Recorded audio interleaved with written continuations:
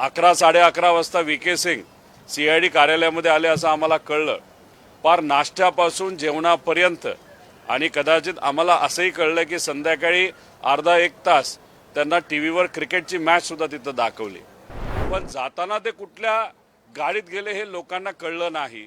मीडियाशी आणि तिथं असणाऱ्या कार्यकर्त्यांशी बोलल्यानंतर एवढंच कळलं की काळा बाजार करणारा हा जो VK सिंग आहे त्याला पोलिसांच्याच काळ्या गाडीमध्ये, काळ्या काचेच्या गाडीमध्ये बाहेर काढण्यात आलं।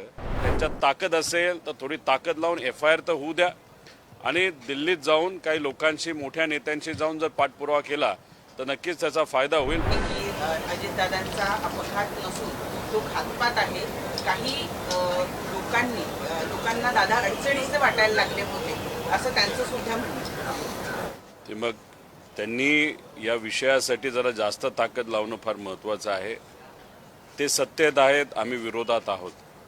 आम्ही आमच्या परीने त्या ठिकाणी लढतोय। अख्खा महाराष्ट्र मीडियापासून ते सामान्य कार्यकर्त्यांपर्यंत ज्यांचं राजकारणाशी काही घेणं देणं नाही असे सुद्धा अनेक नागरिक हे दादांच्या बाजूने आवाज उठवत आहेत की दादांना न्याय मिळाला पाहिजे।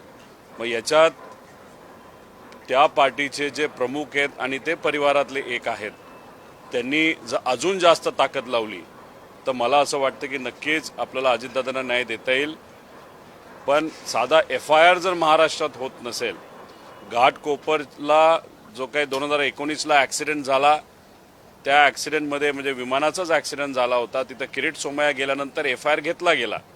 त्या FIRमध्ये आणि या FIRमध्ये काहीच फरक नाही। पण अजितदादांचा FIR या महाराष्ट्रामध्ये इथं असणाऱ्या पोलीस प्रशासन जर तिथं घेत नसेल तर मग ह्याला काय आपण म्हणणार? मग जे सत्तेत आहेत त्यांच्यात ताकद असेल तर थोडी ताकद लावून FIR तर होऊ द्या आणि दिल्लीत जाऊन काही लोकांशी, मोठ्या नेत्यांशी जाऊन जर पाठपुरावा केला तर नक्कीच त्याचा फायदा होईल। पण बघा, काल VSR कंपनीचा मालक म्हणजे VK सिंग हा CIDला भेटण्यासाठी आला होता।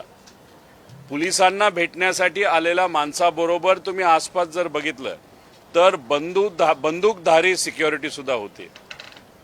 11 11:30 वाजता VK सिंग CID कार्यालयामध्ये आले असं आम्हाला कळलं।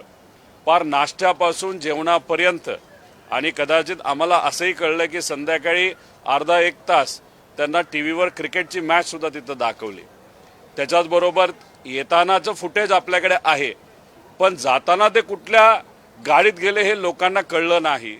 मीडियाशी आणि तिथं असणाऱ्या कार्यकर्त्यांशी बोलल्यानंतर एवढंच कळलं की काळा बाजार करणारा हा जो VK सिंग आहे त्याला पोलिसांच्याच काळ्या गाडीमध्ये, काळ्या काचेच्या गाडीमध्ये बाहेर काढण्यात आलं।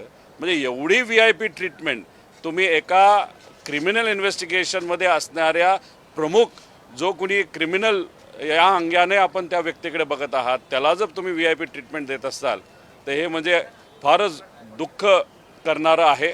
आज संध्याकाळी 4 वाजता मी CIDला जाणार आहे। माझ्याकडे जी काय कागदपत्र नवीन आलेले आहेत मी त्यांना ती देईलच। पण त्याच्याचबरोबर त्यांनी आम्हाला सांगितलं होतं AAIBचा रिपोर्ट हा आल्यानंतर आम्ही FIR करू। मग आज जाऊन आम्ही त्यांना विचारणार आहोत की तुम्ही FIR करणार आहात का? तसं बघितलं तर लिगली ते FIR केलं पाहिजे, पण बघूया।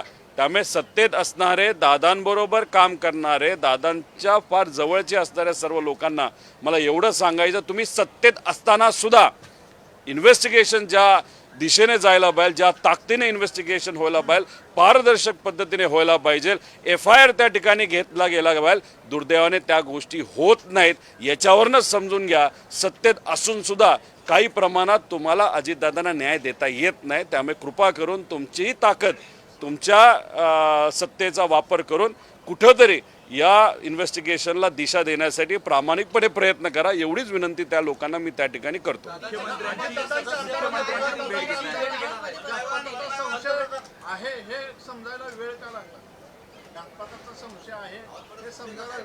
नाही, तो त्यांना विचारलं पाहिजे, त्यांना त्या ठिकाणी उशीर का लागला। आता ठीक आहे, आम्ही आमच्या लेवलवर तिथं लढतोय। आमचं फक्त एवढंच, जेवढा उशीर केला जाईल तेवढे कागदपत्र हे रंगवले जातील, हे आम्ही सुरुवातीपासून तिथं सांगतोय। म्हणूनच तुम्ही जर बघितलं तर महिना, आता 1.5 महिना होईल काही दिवसानंतर, तरी सुद्धा त्या VK सिंगला नाही तर त्याच्याकडे असणारे कागदपत्र अजून सुद्धा ताब्यात घेतले नाहीत। आणि मग त्या अनुषंगाने कुठंतरी हे इन्व्हेस्टिगेशन मॅनेज केलं जातंय, काही लोकांना वाचवलं जातंय असं आपल्याला म्हणावं लागेल.